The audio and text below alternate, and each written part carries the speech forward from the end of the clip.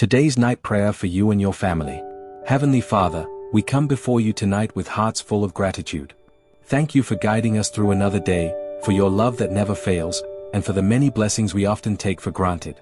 Lord, we lift up to you every anxiety, fear, and burden that weighs on our hearts. You are our refuge and strength, and we trust in your promise to never leave us nor forsake us. Replace our worries with your peace that surpasses all understanding and grant us the calm our souls long for. Father, as we prepare to rest, we ask for your holy presence to fill our homes. Wrap us in your protection and shield us from any harm or evil.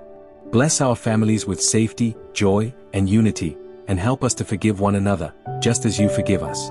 Renew our strength and grant us the courage to face tomorrow with faith and hope in you. May your love fill our hearts and guide our thoughts as we sleep. Let us wake up refreshed, ready to walk in your light and fulfill your purpose for our lives. We trust in your perfect plan and thank you for being our constant source of peace and rest. Amen. Please like, share, and subscribe to our channel for daily uplifting prayers and Bible verses. God bless you.